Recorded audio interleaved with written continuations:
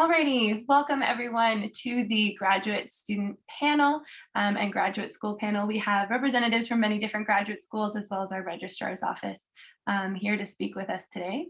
So my name is Emma. I'm the Assistant Dean of Campus Life here at St. Michael's College, and I'm very happy to help coordinate and make these connections today. If you have any questions, as I said earlier, you can pop them into the chat or raise your hand. And otherwise, we will get started. And we will be starting with Joanne, who is our career educator, and she's going to talk a little bit about tips for applying to graduate schools. So I'll pass it off to you, Joanne. Amazing. Thank you so much, Emma. And thank you folks for having me today. I'm very excited to be here as your career educator for St. Michael's College. I'm going to go ahead and share my screen. I'll probably do the typical thumbs up to make sure that everyone's able to see my screen. Awesome. I was going to make a joke earlier saying I had one monitor, and so I prepared paper to see here shuffling. That is me. So that's perhaps tip one of grad school. Make sure you're prepared for the unexpected.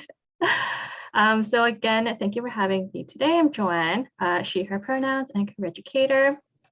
Just going to go through a couple of quick tips for graduate school, but I kind of want to ground us in kind of a common language for today and throwing together and acknowledging that there are a number of different grad schools here today. But I want to ground into a conversation of skills and the importance of knowing your skills and that you develop them in a number of different areas, both co-curricular, academic, through your coursework and through other venues as well. And it's really important to know your skills because first, you know yourself best. Others can guess what you're good at, but based on your experiences, they may or may not be correct. So a fun example I often offer is when you study geography, I might assume you're really good at directions, but this could be further from the truth. And so if you don't know the skills you have or the strengths you bring, you may end up doing career paths or pursuing career paths that may not be the best fit. And knowing your skills helps you facilitate that, which kind of ties into my next point. So expand your career and further education opportunities. Once you figure out the skills that you like and you want to develop further, this is going to expand the scope of options you have in terms of opportunity. The third point I want to emphasize too when it comes to knowing your skill is that it will help you select career paths and programs where you will personally thrive. There's a study that shows that graduates, when they were surveyed on job satisfaction, job commitment, and personal well-being, that they found that those who were in careers congruent with their studies scored high on job satisfaction, job commitment. But those who were in careers where their strengths could be used scored high in job satisfaction. And rather than scoring high in job commitment, they scored much higher in personal well-being. So working with your strengths may overall make you a happier person. Fourth, it increases your chances of creating a comprehensive application package, where I'm sure the panelists here today will talk a lot more in detail what each application process looks like. And I'll give a quick overview of what you might expect in terms of applying more broadly. And then lastly, it increases your confidence level. We love working on strengths. It does make us feel better when we are working from a place where there's alignments in value and strengths. So that said, I'm just going over three kind of big items that usually appear when you're applying to graduate school. The first is personal statements, resume/CV, and then references. Again, very high level. So personal statements.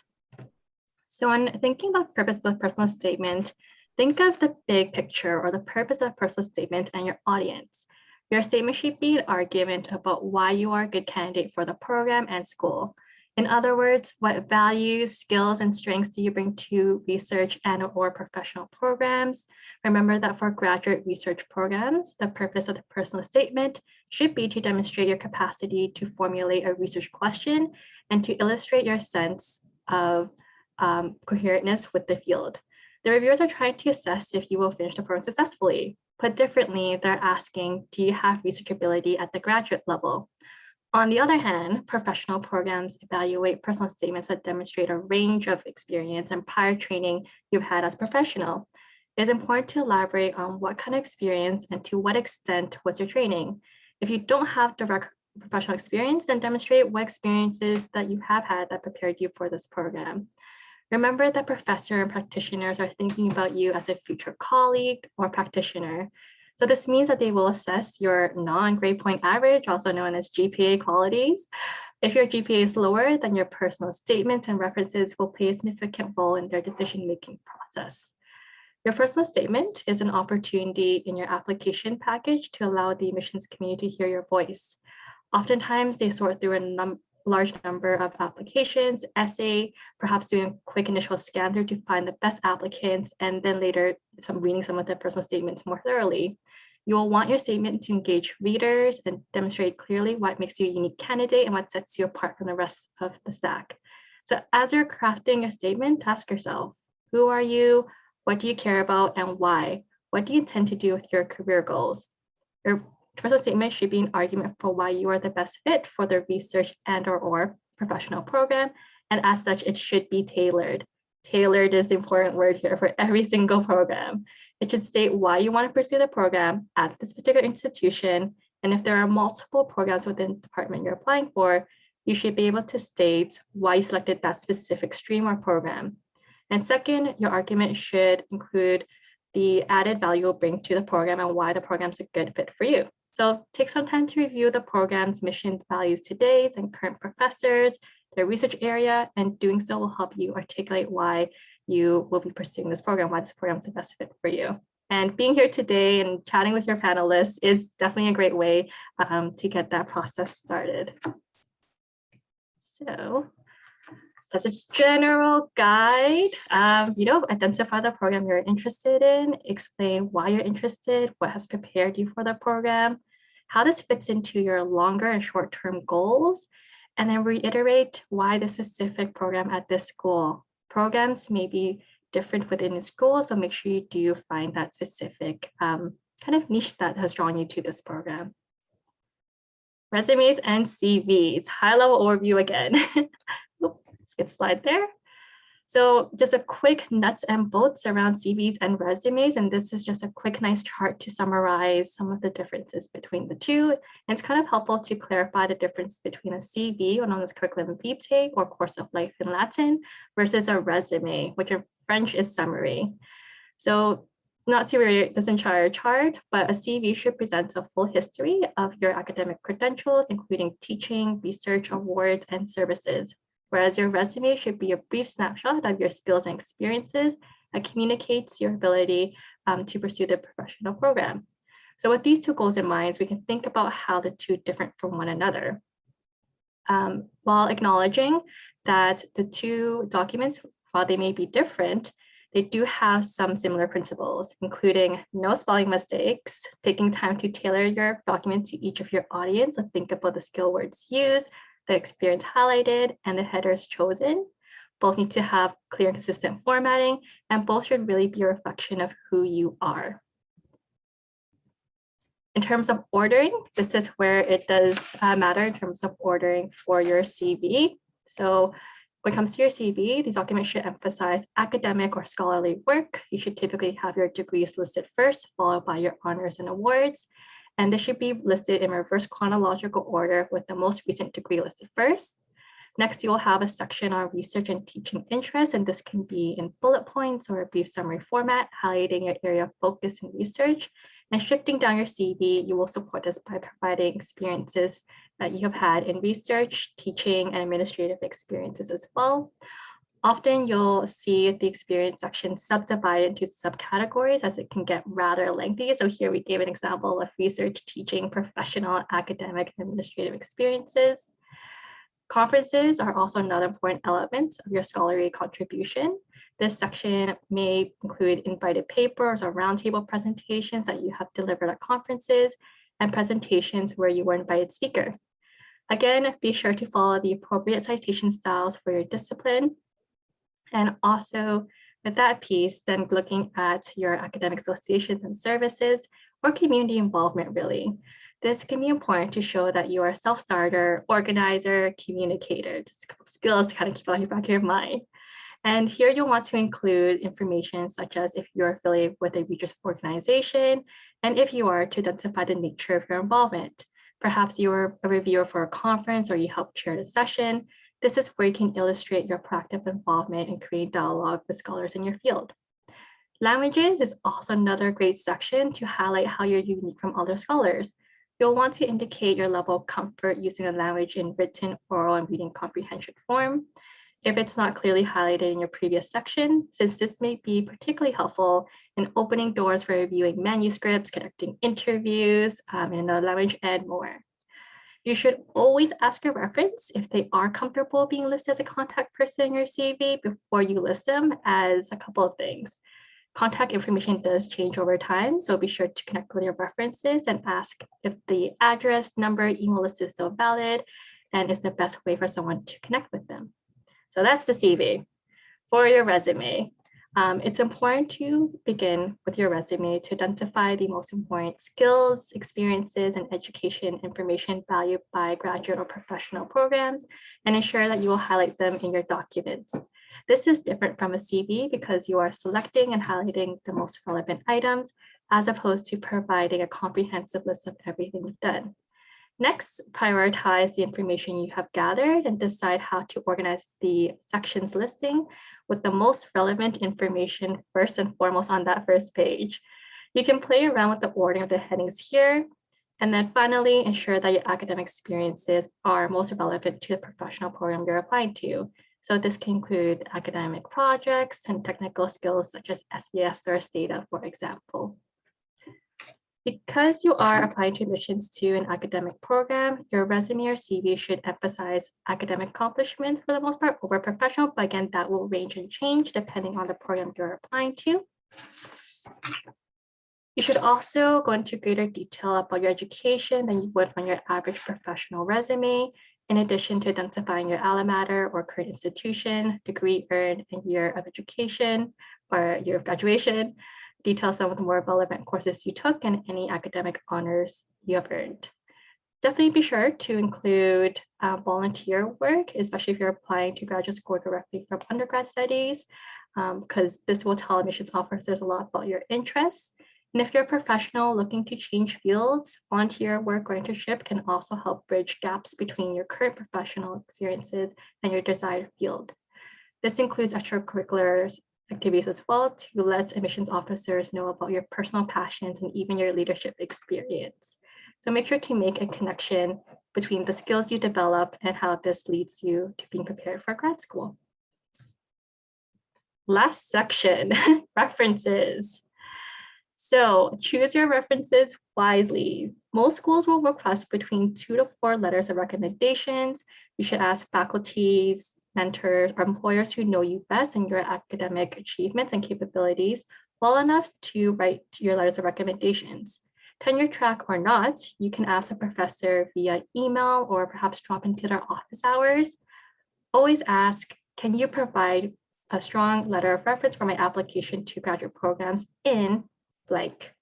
If the answer is yes, then ask what else they will need for you in order to write that letter. This includes deadline information, prompts, old assignments, anything to help jog their memory as well. And if they would be willing to provide you feedback on your application before you submit. Now, asking references can be a little bit tricky, but here are some tips as a general guide to consider. So while pre-pandemic requests for reference letters were preferably made in person, given the current health regulations currently in place, e-communication is probably most preferable. We recommend scheduling an appointment or making a phone call as a way of expressing your keen interest. This is a more proactive and strategy that may be better received than simply writing an email. Again, dependent on the program you're currently in, department. If you need a recommendation on short notice, then writing a short email asking whether the professor has time to do a one-time favor and explain the circumstances is important. If you receive a positive response, then you should write a second, more detailed email. It's normal to be a little bit nervous in requesting for a reference letter, but know that writing reference letters is part of a faculty member's job and they have been asked many times before.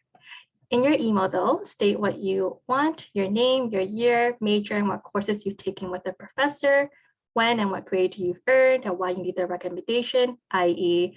what you're applying for and the recommendation letter due dates.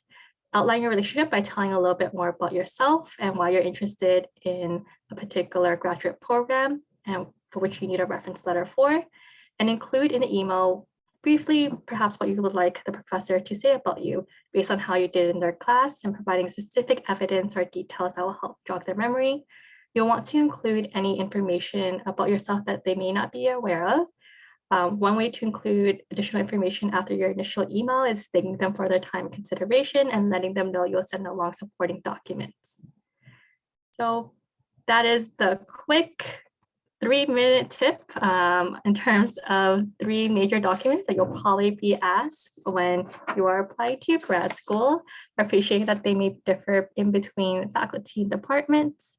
We do offer some resources and supports at career exploration and education. So definitely attend the information section of the program, but you can also book a one-on-one appointment with a career educator in order to have your application reviewed. Or I also know that St. Mike's has a wonderful writing center as well. So definitely book an appointment with them. I have hyperlinked here some resource guides that we have available for students as well, if you want to have some look at samples and also some questions that you consider as you're writing your application documents. And I'll link that into the chat and probably send it along to Emma as well. Take care of yourself. That's the note I want to end on. I know that applying to your graduate school requires quite a balance between our life loads and also our workloads and academic loads. So do take care of yourself and be well, and all the best. Wonderful. Thank you so much, Joanne. That was a really informative presentation. So thank you for taking the time to share that with us. Students, what we will be doing is moving next into the roundtable presentations from our different graduate school representatives. But if you have questions for Joanne, I believe she will be staying around for our Q&A panel. So you can hold on to those questions, jot them down, and I'm sure she'll be happy to respond to them at that time. What we'll do now is just take a short 5-minute break. If anybody needs to head to the washroom or get a glass of water, you can do that. Just take a minute away from screens, and we will restart at 6:27. So feel free to take a break, and we'll see you in a few minutes.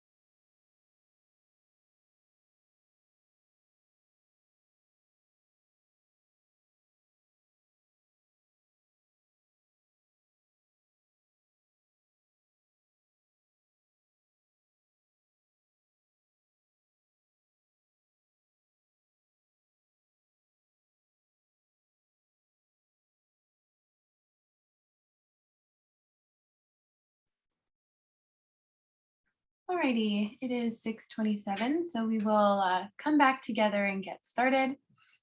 We have 6 different graduate schools here with us to chat with you today, and we will be starting with Andy Giat. I'm not sure if that's how I pronounce your last name, from the Ontario Institute of Studies in Education. So Andy, I'll pass it off to you. Thank you so much, Emma. Okay, I'm just gonna quickly share my PowerPoint with everybody.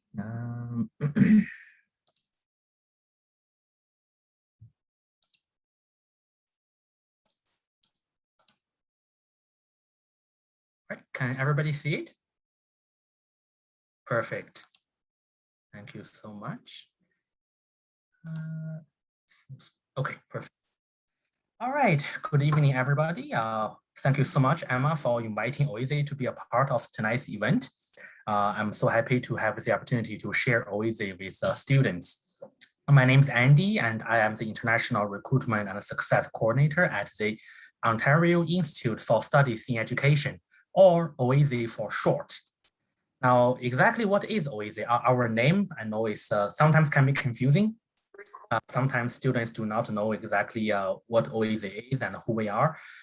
Essentially, we are the faculty of education of the university, and we are located in the downtown campus, actually very close to St. Michael's.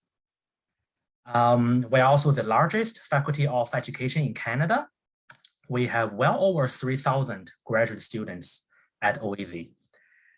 In terms of our ranking, we are very proud to say that as far as Education Institute Faculty of Education goes, we rank #1 in Canada and #3 internationally. So we are very proud of our international prestige.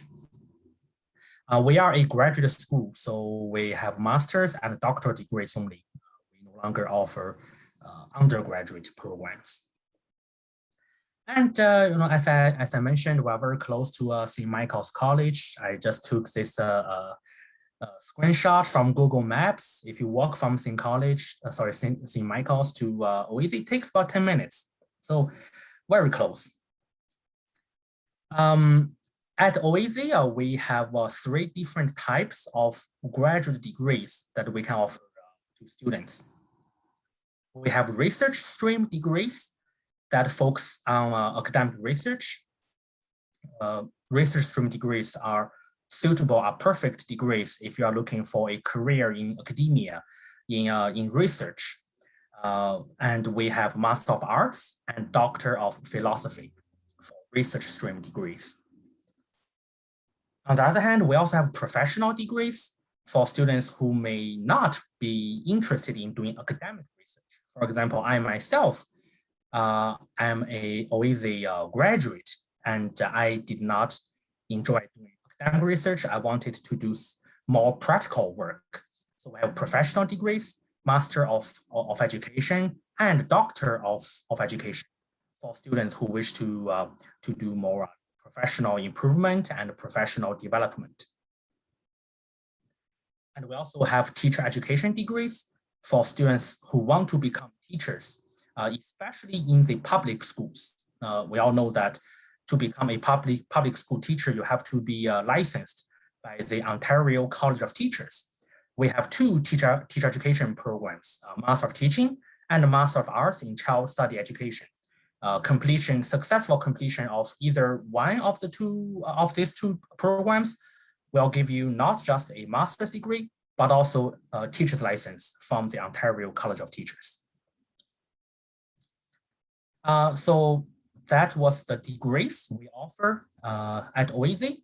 Now I'm just going to quickly go over the specific programs you can take at OISE. We have 4 graduate departments covering 12 different programs.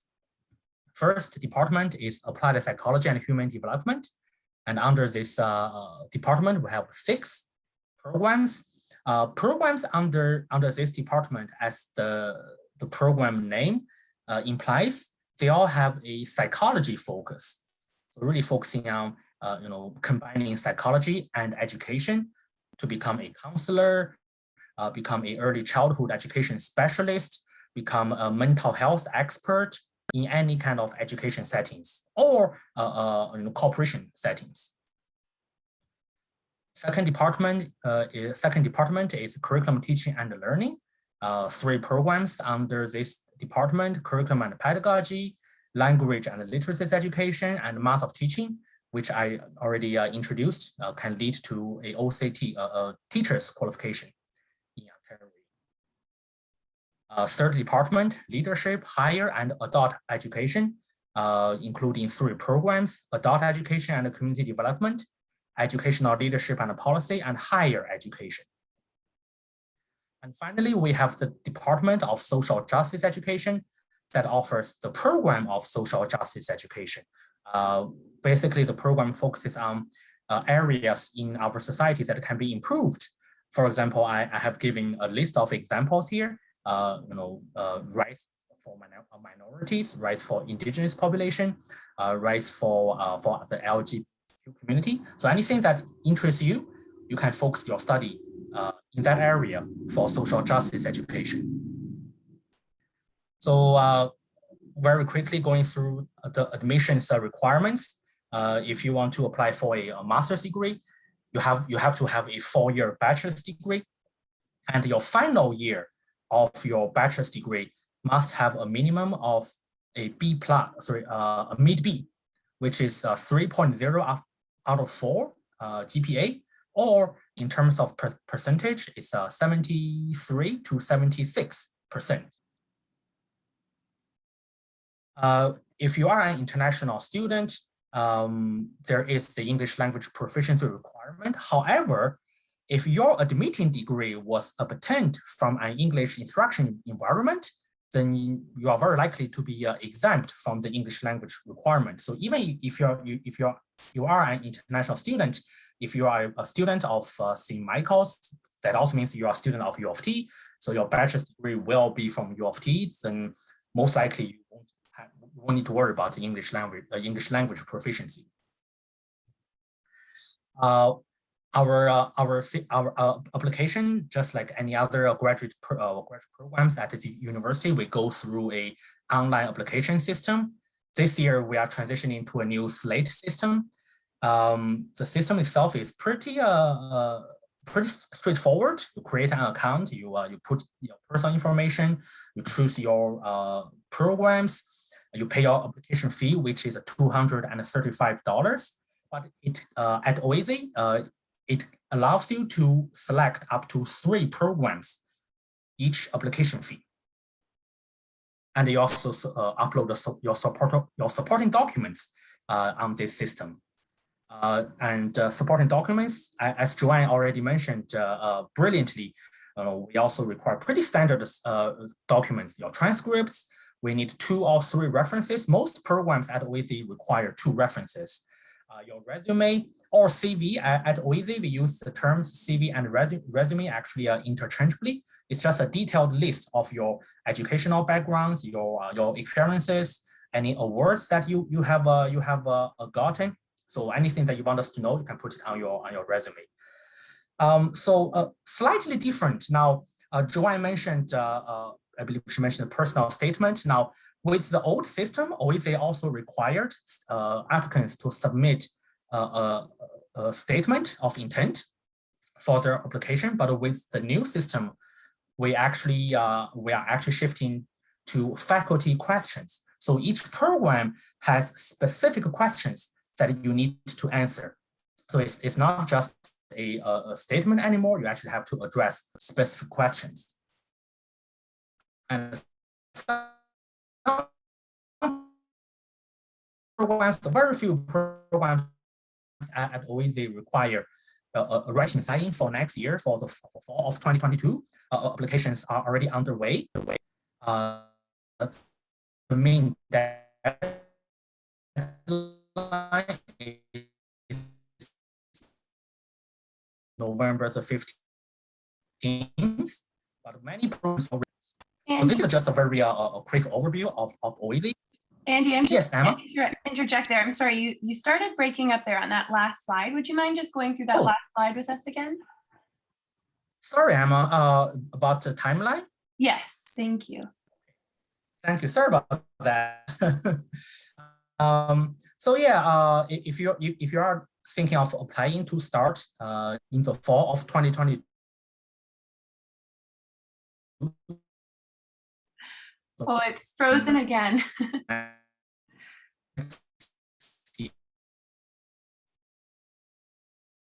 Andy, I wonder if maybe you turn off your video. Sometimes this happens. Okay.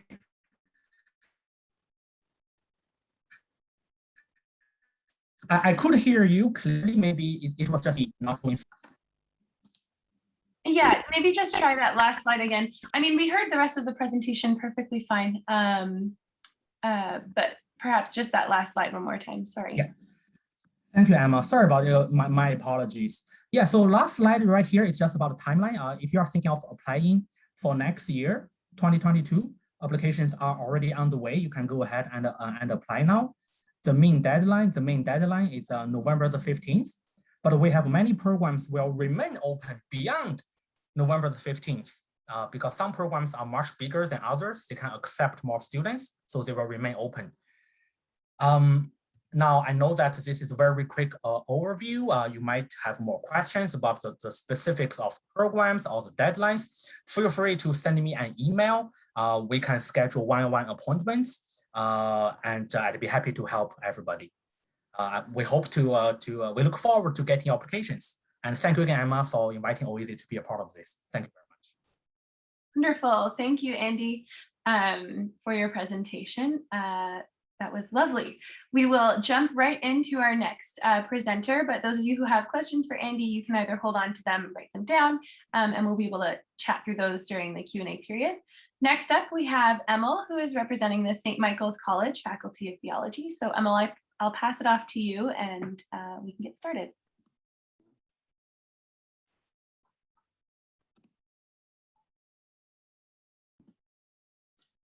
Good evening, everyone. Emma, thank you for inviting us to be part of this panel.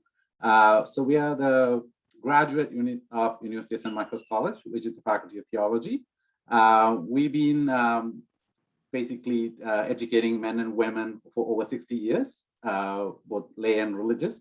Usually when people think about theology, they think it's a seminary or it's only for priests. Actually, most of our students, actually right now, about 90% of our students are lay students. So we offer both academic and professional programs for all kinds of students. Our class sizes are relatively small, so there's a lot of connection with the professors. We have a world-class library at Kelly that supports a lot of the theological education. And there are also plenty of research opportunities for our students as well.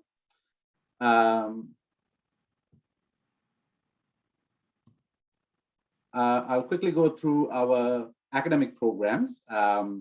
These are for students who already have theological background. So if some of the students who've done Christianity and Culture program, for example, through St. Mike's and Arts and Science, they already have some background in theological studies, so they should be able to apply for some of these programs. So if you're a Doctor of Philosophy in Theological Studies, for example, that's the highest of the degrees, which you would need a master's degree in theology to apply for that.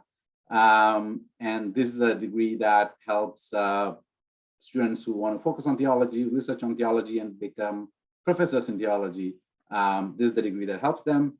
Doctor of Ministry is more of a program that's around for professional development for people who are already serving in the ministry, but they want to go ahead and improve themselves and serve.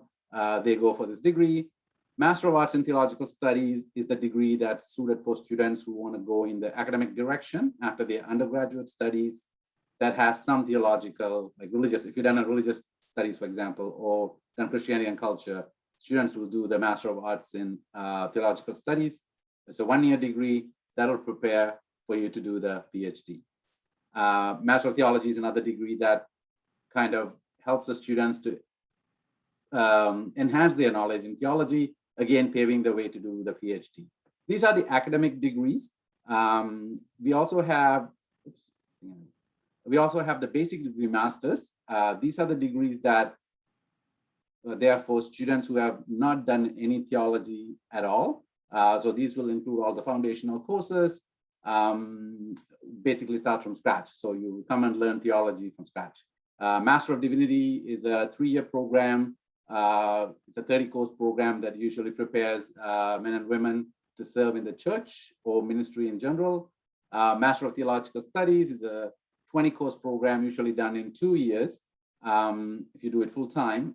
This allows to explore theology. This also serves as another degree that you could either do professionally or you could do academically, because this is something that paves way to PhD as well. Master of Religious Education is a degree that's designed for the teachers in Ontario and Canada. It's recognized by UofT, and also teachers who are in the Catholic school system take this for their professional development. So University of St. Michael's College Faculty of Theology is part of a syndicate that has 7 schools in Toronto School of Theology, which is well known across the world and in Canada. So the advantage of being at St. Mike's is, even if you're from any denomination, we are a Catholic school, but if you come from a different Christian denomination, you could still take courses at a wide variety of places we have at TST. Some of the St. Mike's advantages include we offer generous scholarship and financial aid. The academic degrees are fully funded. As for even for the professional degrees, if you do it at full time, we do offer full funding for that as well, for your courses.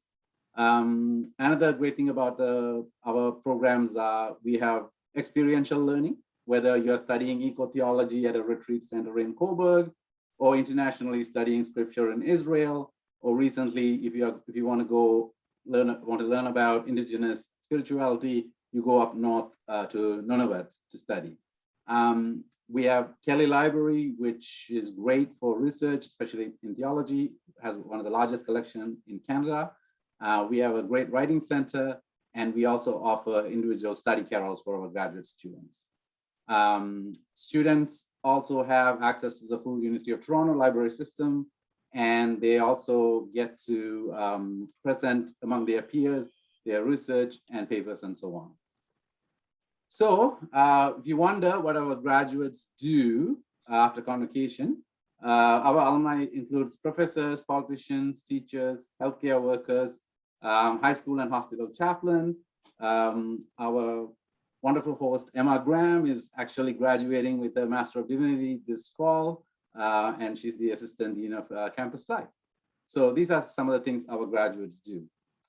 And finally, if you want to learn more, this is the email address you could contact us at, or the phone number listed there as well. If you could contact us, you could set up a virtual meeting with one of our professors or even the programs coordinator, who will be able to walk you through all of our programs and what could suit you based on your background. And if you have any interest, definitely give us a shout. Again, thank you so much, Emma, for having us today.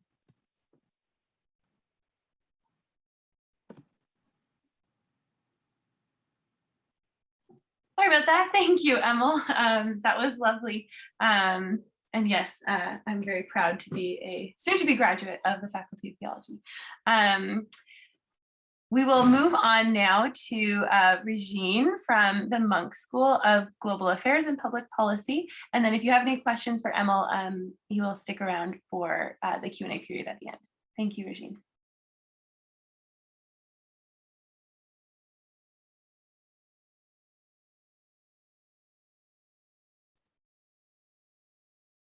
Regine, are you having, oh, there we go. You are muted if you've been speaking. I'm sorry. No problem at all. Hi, everyone. Thank you for having me. Emma, thank you for inviting me. I'm just going to get right into it. So I'm going to talk a little bit about getting into the Master of Global Affairs, the MGA, shortened form for the Master of Global Affairs, the MGA, and Master of Public Policy, or the MPP, degree programs at the University of Toronto Munk School of Global Affairs and Public Policy. And my name is Regine Puran. I am the Recruitment and Admissions Officer at the Munk School for Global Affairs and Public Policy, and I represent both these programs. So I will be trying to do a quick overview of these two programs. So quickly, I'm just going to look at the Munk School Advantage, a quick overview of the MGA and MPP degrees, the benefits of doing these degree programs, and then quickly go into admissions. So as you know, the Munk School, or you probably don't know, we're located in the heart of downtown Toronto, which is one of the most multicultural cities in the world. I don't have to tell you about UofT's tradition of excellence, because you are all a part of that excellence. But I will tell you a little bit about the Munk School.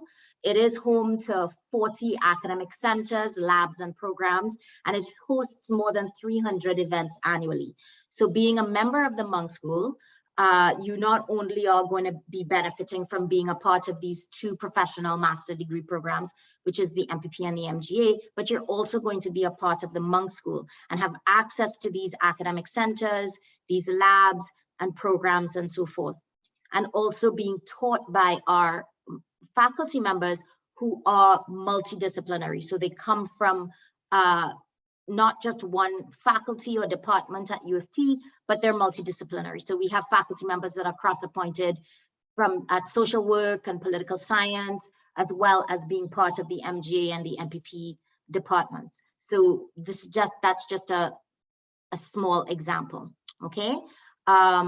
UofT's MPP and MGA's excellence is unparalleled. We have a very rigorous academic program, and we're recognized globally. So you can take these degrees and work globally, especially the MGA, which is a global degree.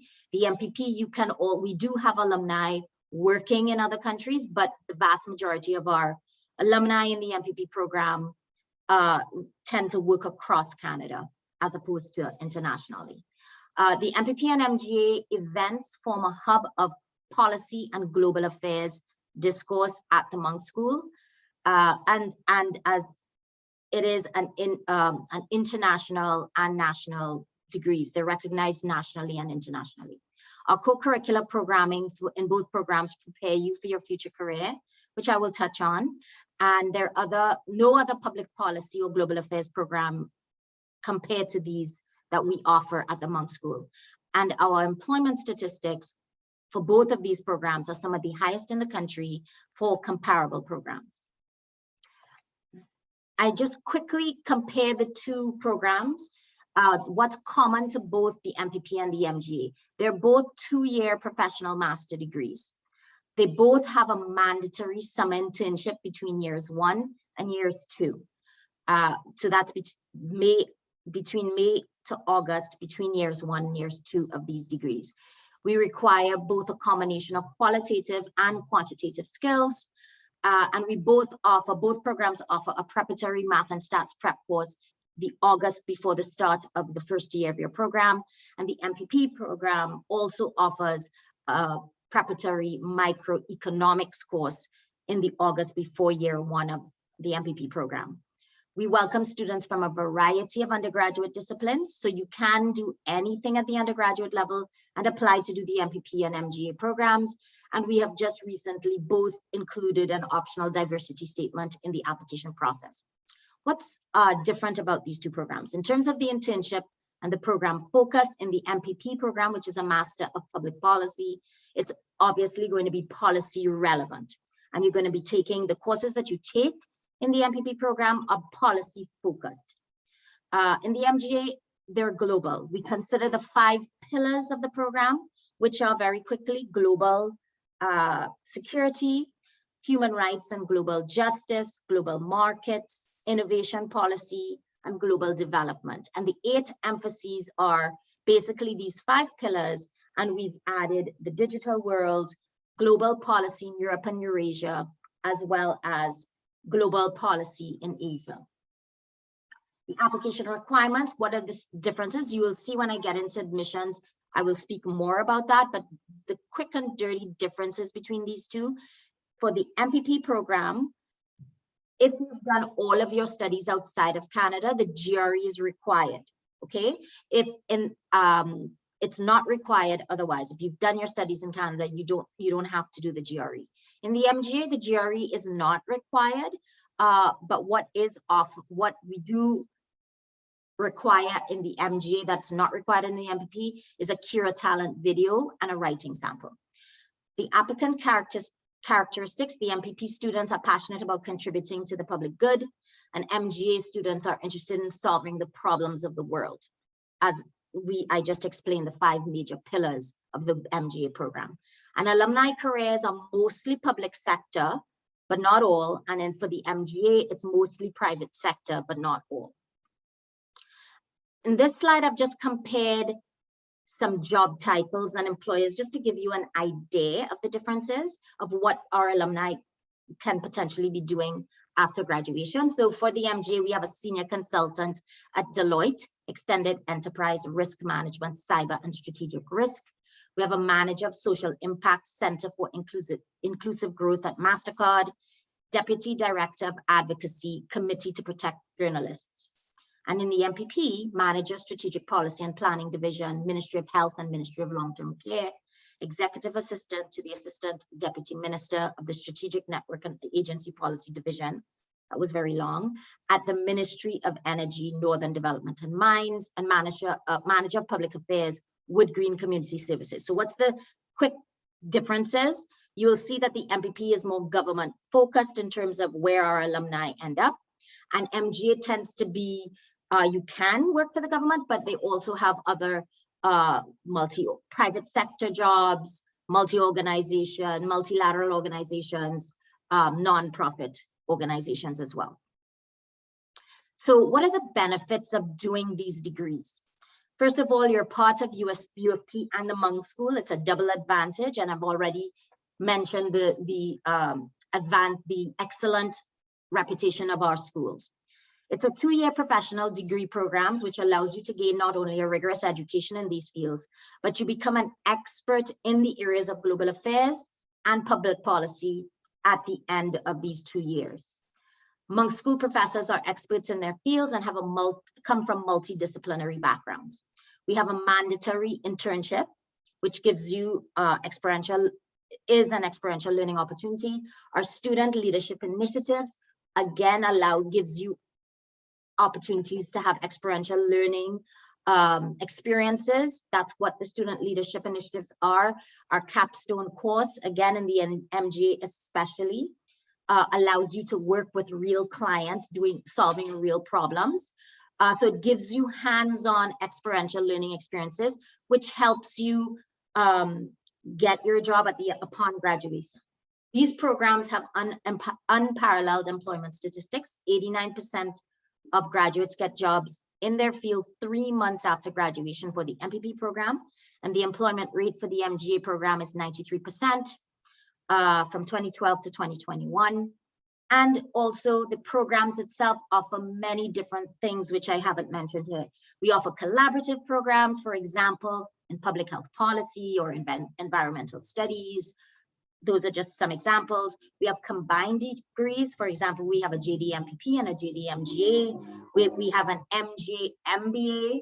Those are some of the combined programs that we offer. We have joint programs in the MGA program. We have joint programs with Hertie School in Berlin, with Sciences Po in Paris, and with LSE, the London School of Economics and Political Science. That's the MGA program. And we also have exchange program offerings in both degrees. And finally, location. You're in downtown Toronto. You get to stay in this beautiful city. So very quickly, we have a holistic admissions process for both programs. We're going to look at every aspect of your application, not just your transcripts, but we do require a 4-year bachelor's degree in any discipline or equivalent. We are going to look the minimum CGPA of a B and a minimum GPA of a B+ standing in your final year of your undergraduate studies. That's the minimum SGS requirements, okay? But the admitting class of both these programs tend to have a higher CGPA and final year GPA in their 4-year degree. Final year grades are often seen as final 300+ series courses, and they're based on the last 5 full course equivalents or 10 half course equivalents of your undergraduate degree. I've included this international credential equivalencies link here. If you've done international, your your undergraduate degree internationally, you should check out this tool to see what, it doesn't apply to people here, but that tool is important in checking out where your degree lines up with SGS. So what are the documents required? As Andy mentioned, he talked about the new Slate SGS online application system, which is, he explained, so I don't need to explain again, but that's the same online application system that you're going to be, portal that you're going to be using. We require a statement of purpose. And thank you, Joanne, for talking about the statement of purpose. I don't need to get into it. We just say, tell us why you want to do the degree that you're applying to. Why do you want to do an MGA? Why do you want to do an MPP? What has led you to this point? And you can talk about all the wonderful things you've done in your undergrad, in your extracurricular, etc., that has led you to the point of doing an MPP or an MGA degree. We've just, as I mentioned, added an optional diversity statement, which I hope, if it applies to you, you will definitely write. We're interested in hearing about all of the different ways of diversity, and we want to increase diversity in the Munk School as well. As Andy said, resume and CV, we have interchanged. We haven't really differentiated between these two, so it basically means the same thing here. We require a minimum of 2 letters of recommendation. We do prefer academic. The majority of our students, applicants tend to come from undergrad, so we do say we prefer 2 academic references. However, if you do have 3+ years professional experience, you can add to the 2 a professional reference, or you can give us 1 academic and 1 professional reference. We do require transcripts. The Slate system allows you to upload unofficial transcripts, which is fine. We require all post-secondary transcripts, which includes exchange programs done. However, if you're admitted, we are going to ask you for that final and official transcript showing degree conferral. And for the MGA program only, we require a Cura Talent video and writing sample. So I've included the link that you apply to this through the Slate online portal. Applications are now open, and our deadline for MPP and MGA is January 20th, 2022. MGA has a second deadline, but that first deadline, you should know, is to be considered for entrance scholarships, which are based on merit. We don't have a needs-based financial aid like the law school does. We only have merit-based entrance scholarships. And April 1st, if you don't meet the Jan 20th, 2022 deadline for the MGA program, you can apply by April 1st, but you're not going to be considered for entrance scholarships. January 31st is the very latest that you could submit supporting documentation, but you have to have applied and paid your fee by the January 20th, or for the MGA April 1st, but January 31st, okay, that January 31st deadline is for the January 20th deadline. If you've applied by that deadline, the very latest you can submit documents is by January 31st, sorry. We go out with offers for 2 to 3 rounds sent out by mid to the end of March and late April. We email students offers, we don't mail offers out, and we only have a fall start. We're gonna be hosting our open house on Saturday, November 6th. I will put the link in the chat in a minute. It's going to be from 9 to 5, but the MGA program is going to be from 9 a.m. to 1:15 p.m. And then the MPP open house will start at 1:45 and run to 5 p.m.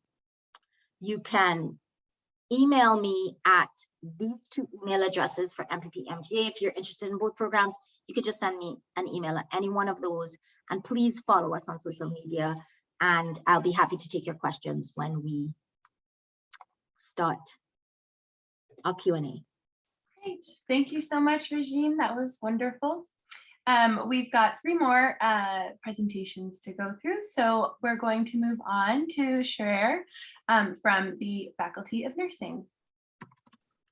Thank you, Emma. Hello, everyone. I hope everyone's doing well. My name is Shari Aramit, and I'm representing Bloomberg Faculty of Nursing. And Bloomberg Faculty of Nursing at the University of Toronto is a 2-year accelerated nursing program. And this will lead you to earn your registered nurse designation and will open many rewarding opportunities for you. The admission requirements is that you need to have at least 2 years completed at the undergraduate level. You can study any discipline or program that you are interested in, as long as you have the proper prerequisites as well as the admission grade requirements. So the prerequisite subjects are: you need 1 full credit in human physiology, 1 full credit in life or physical sciences, as well as 1 credit in humanities and 1 credit in social sciences. You need half a credit at statistics. Each of your prerequisite courses, you must earn at least a 60% or a C- in order to be eligible for admission. Now, you need at least 10 full credits, so 2 years of studies to meet the minimum admission eligibility requirement.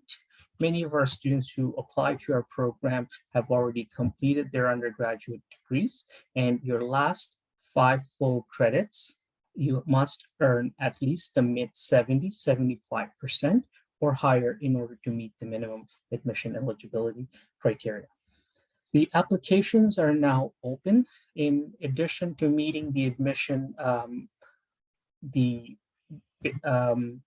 minimum admission eligibility, you also need to submit a supplementary application form, and you will be submitting the supplementary application form through your portal.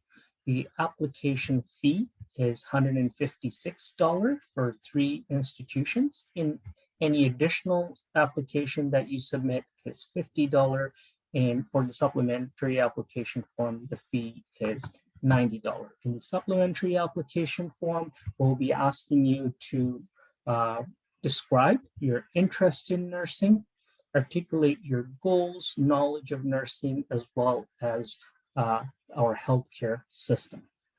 We also provide experience. You will, as part of the program, you will also have the opportunity to engage in experiential learning or hands-on learning through our clinical placements in community settings as well as hospital settings. And you will, in your first year, you will be exposed to healthcare, health policy, ethics and systems and leadership. And for your year 2 in your program, we will be exposing you to concepts of health across various areas, community health nursing, as well as individuals who are experiencing acute illnesses. And you will, as part of your program, you will start your clinical placement from year 2. You will also be you will also have the opportunity to experience our newly renovated simulation lab that gives students the opportunity to realistically integrate your knowledge of the practice and practicing in a safe environment. That is all I will tell you at this point. I understand that it is a quick 5-minute presentation.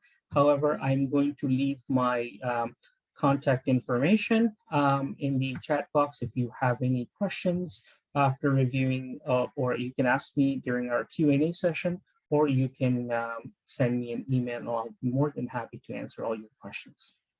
Thank you. Thank you so much, Sharir. Wonderful. So our final 2 presentations will both be from 2 different faculty of law. So first we'll have Jerome from the University of Toronto Faculty of Law, and then Vicky from Osgoode Law School. And then we'll move on to the Q&A period. So Jerome, I'll pass it off to you. Thank you very much, Emma. Welcome everyone to the presentation. The topic is grad school, but we also touched on some professional programs. So law is a professional program. The degree that qualifies you to practice law is not a graduate degree. It's an undergraduate degree. It's a bachelor degree, but the name we call it in Canada is a JD, not an LLB. So it stands for Juris Doctor, but you're not a doctor or anything. You're an undergrad degree student, but that's the qualifying degree in order to practice law. So to be a licensed lawyer, you need to get both the legal education, the JD degree, and also go through a lawyer qualification process, which would involve some bar exams and a period of internship called articling. That's traditional method. Some law schools may have different variations on that of the internship period, but for both of us, it would be articling and also the bar exams mainly. The JD program is a 3-year program, so no matter what you studied before law school, if you've never attended a law school and not switching law schools, it's 3 years for everyone. So that includes if you finish your undergrad, it's in Mike's, and then go on maybe to a grad school or master or PhD, it's 3 years for everyone coming in. You do not need to know what type of lawyer you want to be at the point of application. You do not need to know what type of lawyer you want to be even while you're in your first year, because it's a mandatory first year foundation courses. And after the first year, you pick and choose individual courses based on the practice areas you have an interest in. It's not common to find at law schools majors and minors as you would in your undergrads. So that whole premise of having your life decided is not relevant when it comes to law school, and certainly not at the application phase. Now, please note the UofT Law School is one of the top-notch law schools in the world. We ranked within the top 20. And so you'll be confident knowing that coming here will give you a full exposure to a wide range of legal practice areas. Sometimes people think we're all about corporate law, but nothing could be further than the truth. And all you have to do is go to our website and see the list of up-year courses, and we know we have a wide range of options for you. Please note there will also be opportunities for you to get some practical experience through clinics, 10 clinics that are owned and operated by UofT, and a further 19 that we have partnerships with in the city and beyond. So 29 options for you to pick and choose from. The key thing to note is in addition to your JD, you can also do combination programs with a law degree and also either a master's or a doctorate degree within UofT. And among all the Canadian law schools, we have the most combinations to pick and choose from. There are 14 we have, including 4 doctorate programs. So the range goes everywhere from English, criminology, economics, philosophy, poli-sci, massive information, global affairs, public policy, the MBA, Russian and European affairs, and social work. So there's a vast range for you to pick and choose from. The key thing to note for us at the University of Toronto and any of the other 7 Ontario law schools is when you apply to us, you do not apply to us directly. You apply to a common application center called OISE, and all the documents go there. The application form opens the prior August to when you want to start at law school, and it always closes on November 1st for coming into the first year, so make sure you get everything done on time. We'll be asking you, obviously, for your academic transcripts, everything you've done after high school, which includes any exchanges you've done. Please hand those in. And then we also ask you to take the LSAT test, which is not a subject matter test. It's not a test of knowledge. It's a test of thinking and reasoning. So it doesn't make a difference what you studied before law school to be able to do well on the LSAT. It's just a matter of practicing until you score well nicely. That LSAT test must be done no later than the January of the entry year for your start at the law school at University of Toronto. Any score you take from the LSAT has a shelf life of 5 years. So when is the best time to take the LSAT? Anytime within 5 years of the year you want to start at the law school. Nothing says you have to do it, 4 months before you start law school. So you have a 5-year window in order to do the LSAT based on the year you actually want to start. So pace yourself accordingly. In addition, again, to the grades, the academic record, and also the LSAT, we also ask for a person profile. All the Ontario law schools will ask you for an autobiographical sketch, which is a stripped down resume, a summary of the activities you've done outside of the classroom. And then we'll also ask at the law school for some self-reflective documents, which would be essays you need to write. There's a mandatory personal statement. It's open-ended, so you get the option to tell us what you think is pertinent for us to have a better sense of you and for you to tell us your story. Then everyone has an optional essay. There are 4 topics. You pick the one that appeals to you the most. And then if you're applying through a Black student application process, if you're a Black candidate, then there's an additional essay you have the option to provide. And this is where you actually can tell us more about how your perspective as a Black individual ties into your goals and aspirations and motivations to go into the legal profession. So lots of options there for you. Please note what we don't ask you for getting into the law school at UofT: no interviews for selection, no TOEFL or English language tests, and no references to provide. So we make it really, really simple for you. In terms of financial aid, we offer one of the best financial aid comprehensive programs of any law school in the country. Our bursary program, our financial aid program, is based purely on need. So after you get in, then we ask to check how you can afford to pay for your education. And the average bursary students got last year who were eligible for the program was around $16,000, which is roughly half of tuition. And the most anyone got last year was $28,000, which meant they only paid $5,000 for coming to UofT for tuition, which is a great deal.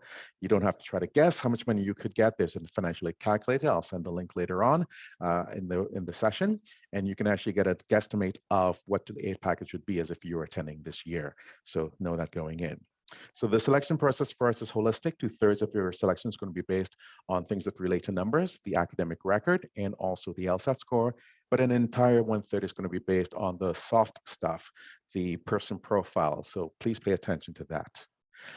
Just going to end it there and just let you know that we'll be holding an information session this Saturday at 1 p.m. live on Zoom, and I'll put the link in the chat. It's exceedingly comprehensive, and we'll have some law students there so you can get a sense from them directly what it's like to be a student at the law school, because the law building right now is close to the general public and non-members of the law school community. And also let you know we have a tour, video tour of the law school led by 2 students where they'll take you through the building, not talk about the architecture, but talk about the student experience that goes on. So I'll put those links later on in the chat for you. Thank you very much. Over to you, Vicky. Perfect. Thank you very much, Jerome. And as he said, over to you, Vicki. Thank you. And thank you everybody for attending tonight. My name is Vicki Faclaris, and I'm the recruitment and admissions coordinator for the JD program at Osgoode Hall Law School. I've been there for 16 years. Osgoode is renowned for its reputation, its programming, experiential opportunities, internationally renowned faculty and research, and its strong alumni community. Some of the programs that are unique or first implemented by Osgoode include the Innocence Project for the wrongly accused, the Osgoode Public Interest Requirement, where students gain valuable hands-on experience through volunteer placements within the field, as well as being among the first law school to have a wellness office and counselors available to the student body. Osgoode has a strong Indigenous presence, including a mandatory degree requirement, as well as several upper year courses, an intensive program in Indigenous lands, resources, and governments, an annual Indigenous camp, and several Indigenous faculty members. We have a number of research centers, and we're associated with many academic journals. We're very big on providing lots of experiential opportunities. You can see on our website our listing of clinics, intensives, and many more opportunities. I want to thank Joanne and Jerome for covering lots of ground for me in terms of the application components at the beginning and JD programming the common application process. I'm just going to tell you my spiel, a little bit of repetition, but the application process is through the Ontario Law School Application Service. So you can just Google OLSAS, OLSAS, should be the first thing that comes up for all the Ontario law schools. There are 2 application categories at Osgoode. It's general and Indigenous. And online you would submit the following. We have a personal statement. We have part A, which is mandatory. Here you speak about what brought you to this point to apply to law school, what will make you a good law student, draw on some examples of achievements, both academic, non-academic, essentially tell us your story. Then you go on to speak about your goals, what you want to do with your JD degree, why Osgoode. As mentioned, it's always a good idea to tailor your personal statements to the schools you're applying to. Make it personal, make it genuine. Then part B is an optional section. Here you would discuss discretionary factors if they apply, such as performance considerations, equity, diversity, and work-life experiences. Next is the autobiographical sketch, which is like the resume that lists your experiences and contributions outside of school. So we want to see how you engage at your school or in your community outside of your academics. And these are from after high school to the present. At Osgoode, we do require reference letters. We need 2. You can submit up to 3 as a maximum, but 2 are only required, and 1 should be academic. The second can also be academic, but at least 1 should be academic. Of course, all your post-secondary transcripts and valid LSAT reports, and these get retrieved by LSAC, by OLSAS. On your application, you'll put in your LSAC account number and they do the work for you. The LSAT score, like Jerome said, is valid for 5 years. We take the highest of multiple scores. The last valid test for this upcoming cycle will be the January 2022 test. And then lastly, you can include supporting documentation for any factors you may cite in your application. You'll be able to upload those through OLSAS. Indigenous applicants, so the one category is Indigenous, would also include proof of status, and they can discuss connections and or work within their Indigenous community. The deadline to apply is November 1st each year for the following September start, so it's really coming up. The OLSAS website has lots of information on their landing page about all the Ontario law schools, the requirements, what's competitive, the deadlines and timelines. So essentially the minimum academic requirement is 90 credits of undergrad studies, equivalent to 3 years of study. Many applicants are applying in their final year of studies or when they've recently graduated. A valid LSAT is required for all applicants. What's competitive is an A minus GPA with strong LSAT, though these are not cutoffs, as we do also consider experiences, contributions, and other factors within our holistic comparative review. We consider the overall GPA, but we can see all your years of study. We note upward trends. We also look at your best 2-year performance, though this does not dictate admissions. It's a tool to see your best performance. We also have an alternate eligibility route for applicants that are mature that may not have the 3 years of undergrad study. We have over $5 million in funding distributed among entrance scholarships, the bursary program, winter and emergency funding. We have an income contingent loan program I can speak to if anybody has questions, awards and prizes and more. We urge you to complete the financial statement with your application. It doesn't get included with your admissions application, it only gets consulted once you're admitted. And of course, you're welcome to email us at admissions@osgoode.uoftu.ca. You can also reach current students that are featured on our website on the student ambassador page. Their emails are there along with some info about them, what they're involved in at Osgoode, and they're waiting for your questions. Also, we have an in-house student recruitment coordinator, Melissa, who is also a current student. She's 3rd year in our joint JD MBA program. And she's working in our office throughout the year. She's happy to answer questions, hopefully provide tours, maybe starting in January. And Melissa can be reached at recruitment@osgoode.uoftu.ca.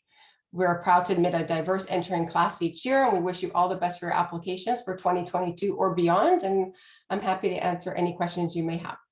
Thank you. Wonderful. Thank you so much, Vicki. And thank you to all of our presenters. My apologies if you can hear a trumpet in the background. I am located just beside our music room and we have someone practicing, which is lovely. But if you hear that, it's not that I'm not listening or not paying attention. It's just happening beside me. We will move into the final portion of our evening, which is Q&A. So if any of you have been collecting questions that you have for our panelists, that you have for Joanne, or we also have Nawang from our registrar's office here, now would be the time to ask them. You can do so by raising your hand, by unmuting, or by popping them into the chat, and I will read them aloud for you. Yes, so feel free to ask your questions. Don't be shy.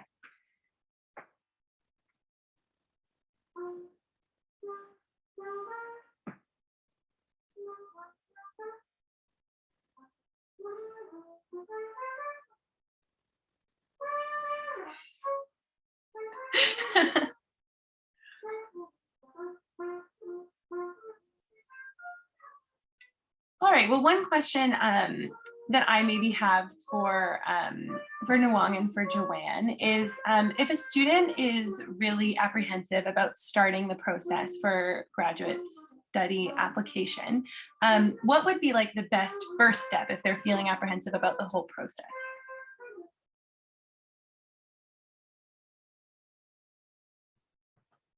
I'm not sure. I can go first and then pass it off to Nawang as well. I have so many thoughts on this.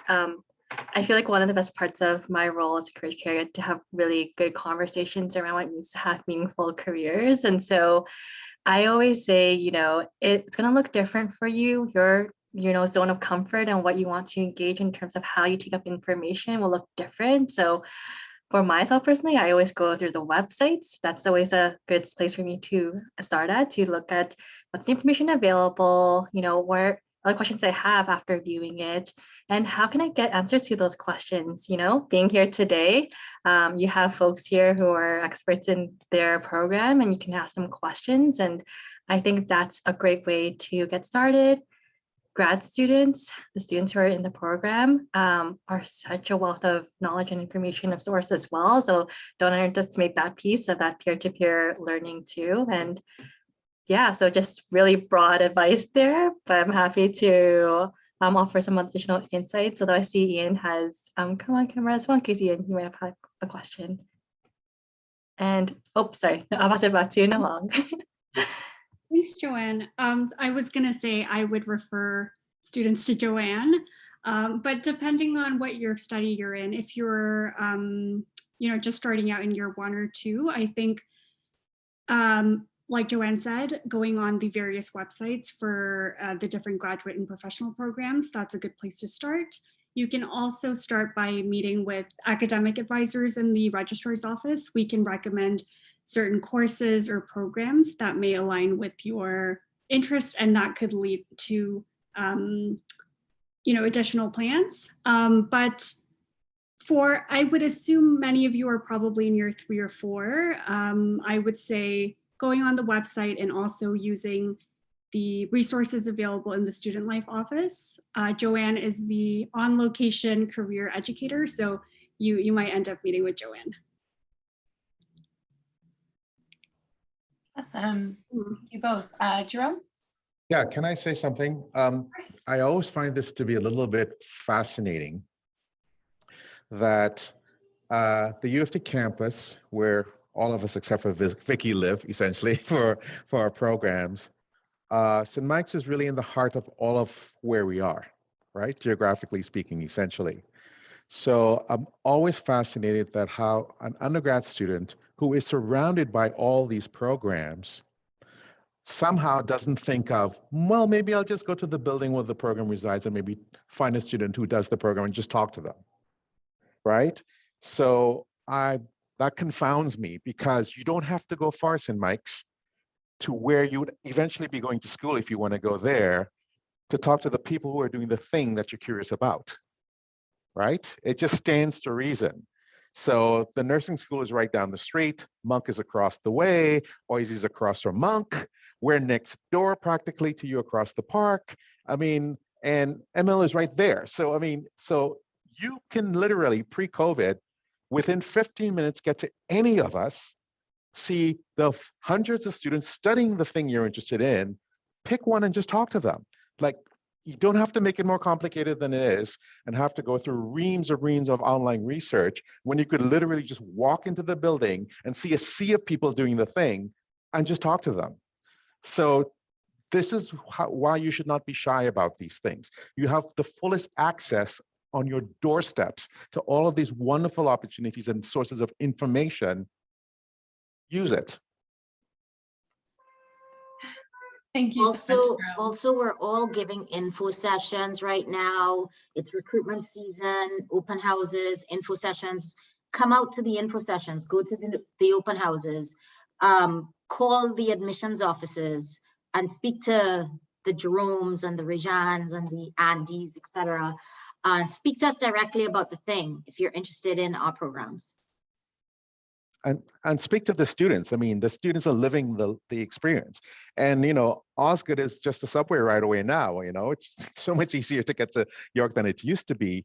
Don't be afraid. No one's going to think you're a UofT student on the York campus. How could they tell unless you walk around with a UofT t-shirt or jacket or something like that? You look like everybody else. So, you know, there's no need to be shy about information. You're just gathering information. And who better to give you a sense of what it's like? I mean, talk to a variety of people, because everybody's personal experience is not going to be universal, but it's not like you don't have easy access to the thing that you could potentially want to be. So, you know, be smart about it. You're UofT students, you know, be smart. Andy? Thank you, Emma. Yeah, this probably is not a big issue, but just in case any student here has this misconception, one-on-one advising appointments with staff members at universities is all free. Now, I'm not joking. I was speaking with a student the other day, and at the end of our advising appointment, she asked me, okay, how do I pay you? So she was under the impression that, you know, our services are, you know, for a charge, and that's why she hesitated to reach out to me, because she didn't want to pay. So again, I'm pretty sure that only very few people think this way, but in case this is what's holding you back, yeah, we are here to perform a service for our students. Yeah, there's no charge for anything. Thank you, Andy. Do we have any other questions? I'd be curious to know what years of study our guests are in, student guests, to see how close they are to this being more urgent information for them. Yes, maybe students, if you're comfortable, you can share your name and your year of study and your program that you're currently in. And if you know what you're interested maybe in next, you can share that as well. Maybe we'll start with you, Dara. Hi, everyone. Did I unmute myself? Yeah, I did. Okay. My camera's kind of laterally inverted, so I'm just a little bit confused. But hi, I'm Idara. I'm in my 4th year. I'm studying a major in health and disease and a double minor in psychology and physiology. I'm taking a gap year actually after I graduate, and then I just want to work and study for the MCAT. So yeah, I thought about grad school a lot, but I'm also international and it's a lot of money. So I'm kind of holding off on grad school for a little bit. Yeah. Thanks for sharing, Nigara. Maybe we can move on to Ian. Hi, everyone.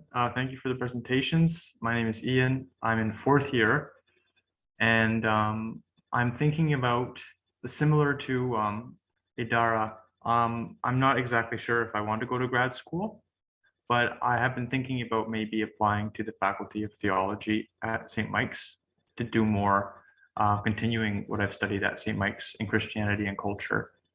But this has been very informative. Thank you. Thanks, Ian. Morella?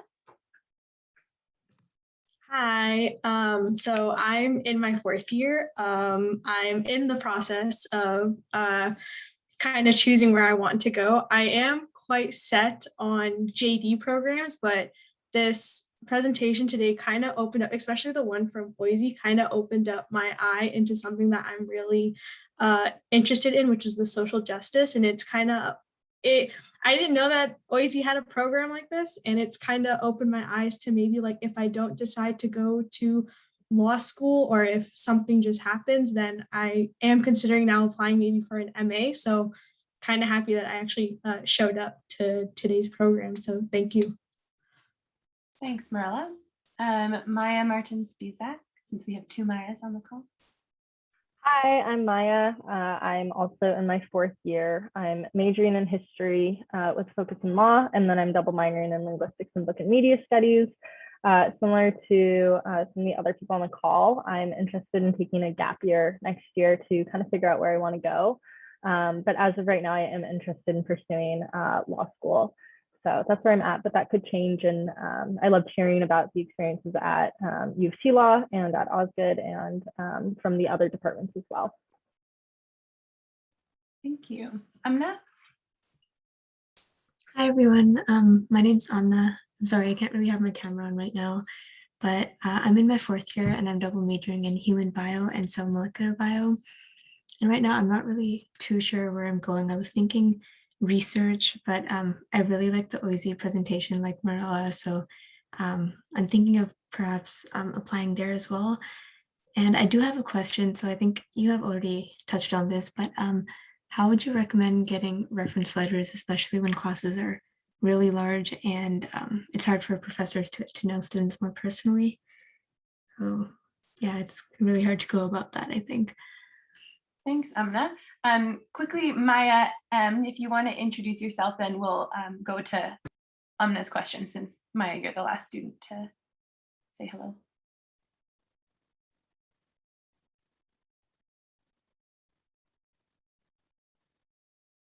If you don't want to come off of mute, that's totally fine. You can feel free to pop your name and program and year in the chat, and we can go to Amna's question. Does anyone have a response to that, or anything they want to share insight on connecting with professors when you're in a big, large class? Sure, Andy. I think that is a good question, and I can just speak from my personal experience. By the way, I went to York for my undergrad, and now I'm at UofT, so I have the double identity. But when I was an undergraduate student, I always sat as the very first row of my lectures, the very first one, and often I would choose to sit in the middle, or at least right in front of the professor's podium, because I knew that that is the best way to at least make the professor remember my face. So when I approach the professor for any kind of assistance, at least the professor would say, "Okay, I remember you. Like, what's your name? I see you all the time in my class."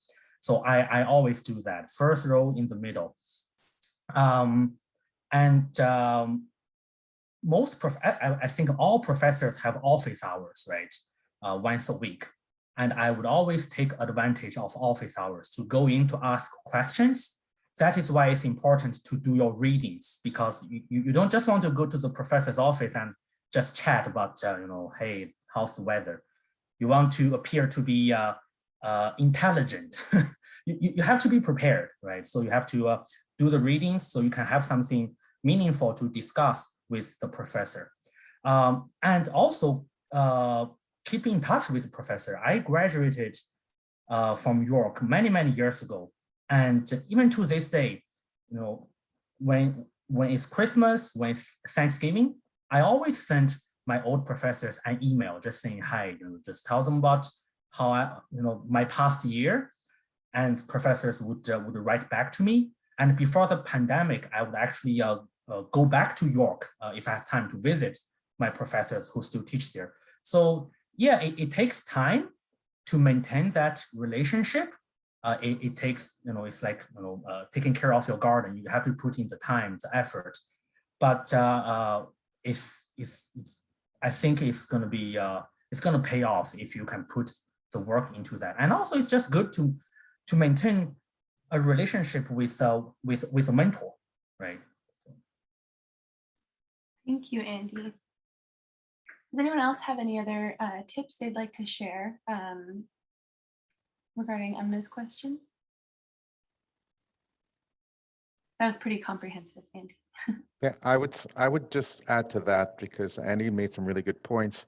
And I think, Emma's at the point where there may be science classes, but you also have labs if you are in lab groups, and they tend to be smaller. So take advantage of the lab environment also, particularly because it's already built to be a smaller enterprise. And you're basically, I think everybody is in their final year. So it's sort of like, well, I'm not going to magically now start going to see a professor. But the key thing that I think Andy hit on was the fact that professors do have office hours. So the professor can engage one-on-one with a large class, which is why they have office hours. But remember, they're called office hours. They're not called problem hours, right? So that means the prof has indicated that she or he is available for you to be in contact with. And, if you want to take, a little coffee along, a little Timbit, it doesn't have to be a full coffee. You can, from your box of 12, take one and have a little conversation. And sometimes it's, even if you know the material really well and you're acing the course, it doesn't hurt to still go by and say, I like what you did in the class the last time. Let me see if I got it right, even if you have it right. Because it means you're engaging with the prof, and the prof sees you're interested and you're not just a passive person in the classroom, that you're taking the effort to reach out and just make sure that, everything's going well with you, and so on and so forth. So sometimes it's very easy to be dismissive about that office hour period, but that is the natural built-in opening that the professor is saying, hey, look at me, I'm available. Here's your touch point. Take advantage of it. So probably too late for you because you're in year 4 now, but tell your younger friends and your buddies in younger years, take advantage of that time period if you can, because it shouldn't be wasted. Thanks, Jerome. I see Emil has another response, and then we'll go to a question from Idara. Emil, we can't hear you. You're unmuted, but I'm not sure. Maybe it's your headphones. Are they plugged into the jack?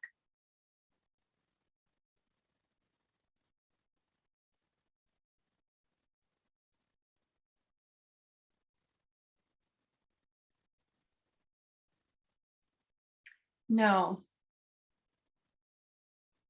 Okay, Emil, I think is going to try and come back, but we'll go to Idara's question next, and then we'll let Emil. Oh, no, it wasn't a question. I was just going to make a comment in regards to the office hours thing too. Like, I used to be scared of going to office hours in first and second year. And then in third year, I started. And then I realized that like my professors are really like, they're normal people too. Like I had office hours recently, and she just started talking about like life. And I'm like, wow, there's stuff that happens outside of like education. And I was like, oh, like, wow. So like, I think, yeah, it's really cool. I mean, it's kind of scary at first, but like once you do it, like it kind of builds up the confidence for you to talk to other professors. And so now I kind of like email my professors, and then when they respond, I'm like, wow, okay, cool. But yeah. Awesome. That's great to hear. Thanks, Idara. Professors were undergrads too. They all started off as undergrads. Yes. So make them feel Emil, nostalgic. is your Can microphone? you- Yes, we can hear you. All right. Just want to quickly add for students who are in their 4th year, and if you don't know any of the professors and you never made connection, one of the things you could do is actually go to someone you got a really good grade with, and they will actually write you a letter. Because I have professors coming to me and go, what did this student get in my Christology course 5 years ago? So I just look them up for them, because they do, the students do ask. And if they had you in the class, they may not remember you, but they will look at your history and see how you have done. And based on the grade, they may actually write a letter for you. So that's probably like a last minute move if you really need a reference letter and you don't know any of the props.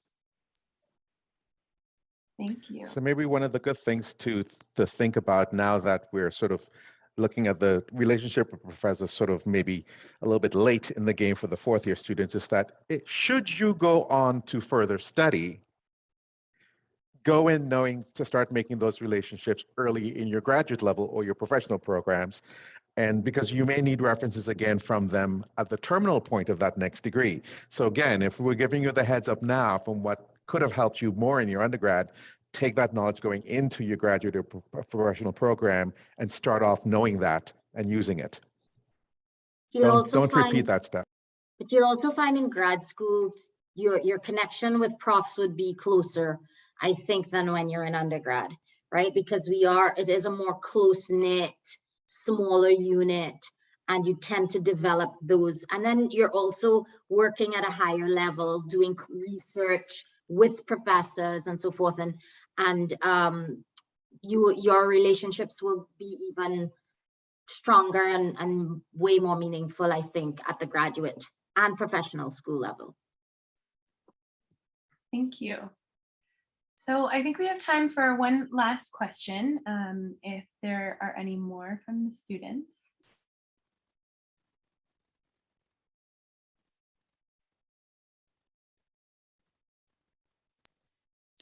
I would just let the ones know who are thinking of taking time off that, you know, the gap year is not a detriment to your application. There's no disadvantage in doing so.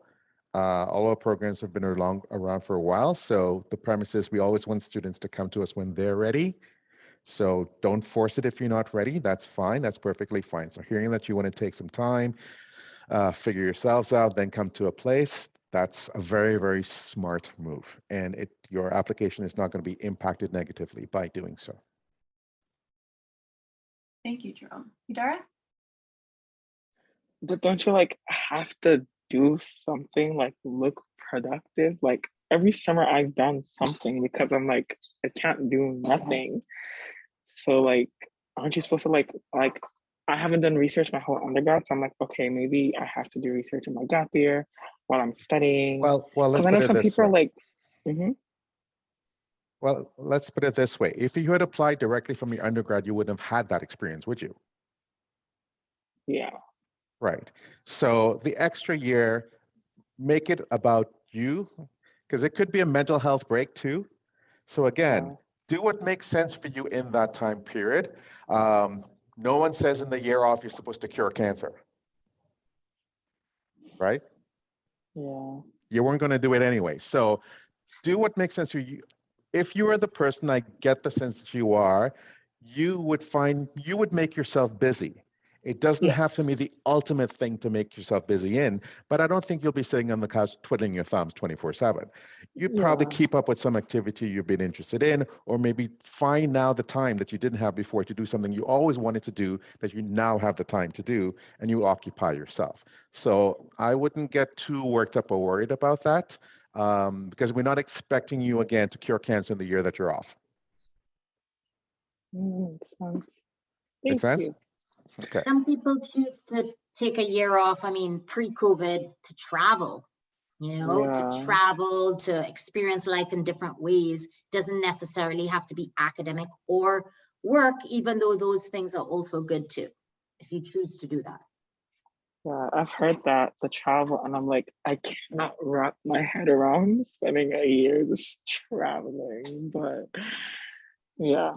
Okay. It'll be a Thank year you. of growth, right? It'll be a year of growth, one way Yeah. or the other, right? Because you're all young adults, and you know, this is the time of your life where you're trying to get some sense of direction and purpose, and you know, sometimes it takes time to actually put yourself in that position. Because the worst thing that could happen is that you rush it, then you end up somewhere where you didn't really want to be in the end. Yeah. Nobody benefits from that. So. I think Nawang and Joanne also have responses, so we'll go to Nawang. Thanks, Emma. So we get this question a lot in the registrar's office. Credit, no credit. Is it better to indicate on the statement, in the student statement, what the grade is behind the credit, no credit, if they know it? Or should they just leave it, or should they have the faculty release the letter directly to the admissions department? Okay, maybe I'll tackle this. This is a very interesting situation because it's not always the case that the actual grade can be released depending on the school. Some schools just say, you know, you go for credit, no credit, and that's it. So let's take it back to first principles, which is, why do any schools ask you for your academic record for these programs? They ask you for the academic record because they want to get a sense of how well do you handle school before we give you more school. Basically, that's the premise, right? Because you're coming into a new academic environment. We want to get a sense of your previous competency in academic work. And so what is a credit, no credit? A credit, no credit notation basically says either you passed a course or you didn't pass a course. It doesn't give any other information beyond that. So if the purpose of asking the academic record is to get some sense of confidence in your ability to handle schoolwork, a passing or not passing doesn't add much information to that. And so a credit doesn't tell us if you got a 50 or if you got a 99. We have no idea. And here's the other thing to bear in mind. If you were getting that 99 in the course, there'd be no reason for you to take a credit, would it? You'd want that 99 to show. So invariably, the presumption would be from anybody like myself looking at an academic record, if I see a credit, I almost presume that you weren't doing so hot in the course. Otherwise, you would never take the CR. You would actually have the grade. It just stands to reason. That's just pure logic. Okay. So the question becomes not if you have a credit or no credit, but how many credit or no credits you have in your record. Okay. That's when it becomes important. So if you have one or two, I would say, I don't think most schools will kick up too much of a fuss, again, depending on the program, because you're allowed to have it and sometimes things happen, that's okay. But if we start seeing multiplicities and it starts looking like, why is this person ducking showing us grades? Then we begin to wonder, well, how are they actually doing in school? Because we're not getting any meaningful information on it. So go back to the premise of what the thing represents and why we're asking for grade information in the first place. So the question you have to ask yourself is, would you rather present more grade information or less grade information to people who are trying to assess your academic ability? That's the question you need to answer. We can't tell you yes or no how many, but understand consequence, because that's what it represents. Thanks, Jerome. So would it help if a student had extenuating circumstances to explain the credit, no credit, or an LWD, or should they just stay away from that? Let's put it this way. Proportionality is the key. If you have your, let's say, 4 years of an undergrad and there's one credit course, I don't think it warrants spending any time talking about it. Again, when it becomes to be a certain number where it looks a little bit concerning, then I would spend the time providing some sort of context to the academic record we're looking at. Again, proportionality. Again, over 4 years of courses, you have one. That means you have, what is it? If you have 20 credits worth 40 courses and one is, it's not going to supersede the 39 that you did well in. Okay, one course is not going to supersede 39. So again, proportionality. So if it's the case that, we're starting to see the 4, or there's always one every year, or something that looks sort of like what is going on, then it makes sense to provide some context. And I'm sure all of our applications for all our programs will give candidates the space to provide that context to their applications. It's very rare that a program will say, don't tell us what happened to you or provide any explanation. We always have the space in our applications for you to provide that context so that the reviewers will be looking at you in the fairest context to what the information is that's being provided. I just want to add to what Jerome just said in terms of grad school and the that's all correct. And just remember that when we look at your fourth year, your final year GPA, we want to see five grades of your last 300 to 400 full course equivalent, or 10 half credits. So if you have a bunch of CRs, how far back are we going with respect to those 5 full course equivalents? And it's 300, 400 levels for that final year GPA. So just keep that in mind. Great, thank you. Joanne? So I'm glad folks shared that you're taking a gap year, and I just wanted to do a quick plug that you actually still have access to career exploration education for up to 2 years after graduation. So if you're thinking to yourself, like if you want to do some professional development, definitely reach out to us because our services are still made available to you even post-graduation. So I just want to make sure that folks on the call heard that, and folks who are listening to the recording have that message as well. Thank you, Joanne. That's a really great piece of information and a great piece of your programming. So I think that wraps up. We're a little bit over time, but I'm so grateful for everyone's time and presence here today. Students, I will collect all the information that's been shared in the chat and then share it back to you via an email, probably at the end of this week, with all of the grad school summary or all of the grad week summary information. So if you missed anything in the chat, don't worry, I will capture it and I will make sure that it gets summarized for you. And please come to our other events this week if you are in math and science and interested in hearing about life after graduation from our alums. That one's tomorrow at 6 p.m. And then if you're in humanities and social science, that alumni panel is on Thursday. It's a great chance again to have sort of a more intimate conversation like we've just had here with some alums who've been in your shoes and sort of struggled with these questions and what to do next, and they can maybe share their experience. So with that, I will let you all go. I will stay on the call for a few minutes if anyone has any questions for me. But other than that, thank you again. And thank you to all of our panelists and presenters. Your time is so appreciated. Thank you. Thank you, everyone. Have a good night. Thank you, Emma. Thank you. Bye, everybody.